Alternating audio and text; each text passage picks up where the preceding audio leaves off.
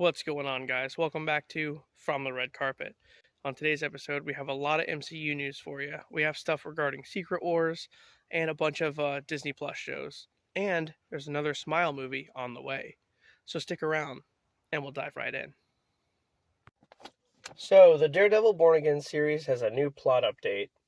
The series will serve as a soft continuation of the original Daredevil series, with Charlie Cox back as Daredevil.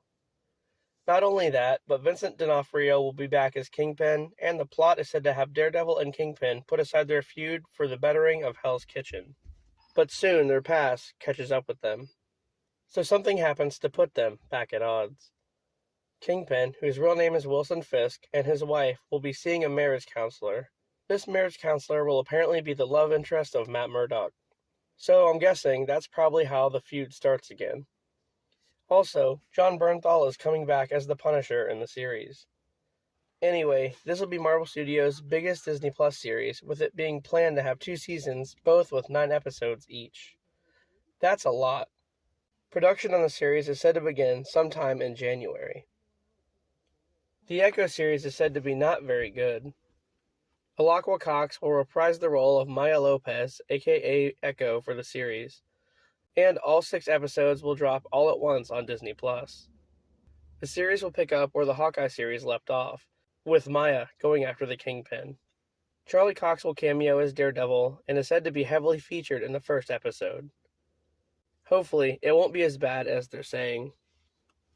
There's a Wakanda series headed to Disney+. A long time ago, we heard that there would be a Wakanda series on Disney+. Ryan Coogler, the director for the first 2 Black Panther movies, was chosen to do a series as well, possibly being about Bashenga, the very first Black Panther. Then, that changed into a series about the Midnight Angels, continuing their story from Wakanda Forever. But now it's being said that the series could even be animated instead of live action. And that's all that's really being said at the moment, but an animated series would be cool if they end up doing that. Now that the writer's strike is over, some MCU projects can finally resume. Jake Gyllenhaal was the most recent actor approached to play Reed Richards in the Fantastic Four movie. But after the strike concluded, writer Josh Friedman was brought in to rewrite the script. And Marvel Studios is saying that, following that, they'll approach Adam Driver yet again to see if he would like the role. Speaking of the Fantastic Four movie, it will look very different from the other MCU films. As we heard, the film will take place in the 1960s. Not only that, but the team will be from a different universe. So the whole movie takes place outside of the 616 universe. Also, this one's going to be shot in a different camera style than the other MCU films, to give it a different and more vintage feel. This film will actually be shot to look like a movie from the 1960s. The scenes will look a lot more faded and will be filmed with a Panavision lens. So, what's a Panavision lens? Well, it'll give the film an anamorphic aspect ratio, meaning that it'll have a wider range and have black bars on the top and bottom. This allows for more stuff to fit onto the screen. And it'll be the first time Marvel Studios has used this technique. So I guess it's comparable to like the first couple episodes of WandaVision, but even more vintage looking. There's some good news for the Blade film with Mahershala Ali. Nick Pizzolatto, who worked with Ali on True Detective, has been brought in to help rework the Blade movie. So, that should bring the morale up for the actors and crew on that project. Loki Season 2 will start us on the path to Secret Wars. So the second season of Loki started last month, and the plot heavily involves the multiverse. Then, we'll have Deadpool 3, where incursions cause the destruction of other universes and the TVA brings heroes over from those universes to Battleworld. After that, we have Doctor Strange 3, which will deal more with the incursions and a group called the Black Priest, who help Doctor Strange try to save the multiverse from collapsing. Then, we have The Marvels, which has an end-credit scene where our main universe, the 616, collides with the Illuminati universe, the 838.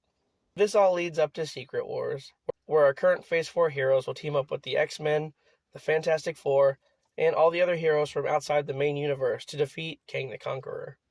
And with that being said, I know I'm being a broken record here, but let's talk about who we just might see in Secret Wars. Keep in mind, I said we might see. Nothing is confirmed at the moment. The heroes we can pretty much expect are Captain America, Bucky, Spider-Man, the Hulk, Thor, Hawkeye, War Machine, Captain Marvel, Ant-Man, Doctor Strange, Wong, Scarlet Witch, Loki, Black Panther, Okoye, Nick Fury, The Wasp, Valkyrie, Yelena Belova, She-Hulk, Miss Marvel, Photon, Moon Knight, Kate Bishop, Jack Russell, Deadpool, Charles Xavier, Shang-Chi, Mobius, Mr. Fantastic, and of course, Kang. From the Fox universe, we have Wolverine, Gambit, Storm, Magneto, Cyclops, Mr. Fantastic, Invisible Woman, Human Torch, The Thing, and Doctor Doom. Some other heroes from outside the MCU might be Spider-Man, both Tobey and Andrew, the Hulk, Ghost Rider, the Punisher, Daredevil, and Elektra. Really, the possibilities are endless here. And it's also been hinted that we'll see both Topher Grace's and Tom Hardy's Venom, a superior Iron Man variant, and possibly a variant of Captain America as well. While some heroes like Tobey's Spider-Man and a handful of the X-Men are somewhat confirmed, others are just pure speculation at the moment. But it's going to be even more epic than Endgame was, that's for sure. With the writer's strike ending, some release dates for the MCU projects have shifted even more than we expected. Basically, anything that was supposed to start or continue production in late 2023 will now resume in 2024. Which also means that anything that was supposed to release in 2024 will now come out in 2025 or later. So everything's pushed way back.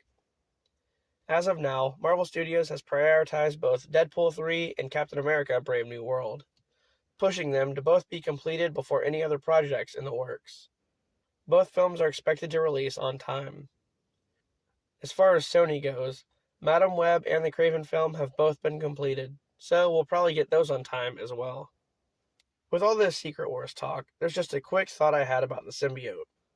So Eddie Brock left behind a piece of the symbiote in the MCU before getting pulled back to the Sony Spider-Verse. We've all been wondering how Peter Parker will get the symbiote in the MCU. Well, how about this? In the MCU, the Void is being used as Battleworld, and in the comics, Peter got the symbiote suit while fighting on Battleworld. TVA prunes things that don't belong and sends them to the Void, right? Well, what if they prune the symbiote that Eddie left behind, and it goes to the Void? When Peter's fighting there in Secret Wars, he stumbles upon it, and yeah, symbiote suit. What do you guys think about that? Another Smile is on the way. With the success of Smile, Paramount is putting out a sequel that will hit theaters October 18th, 2024.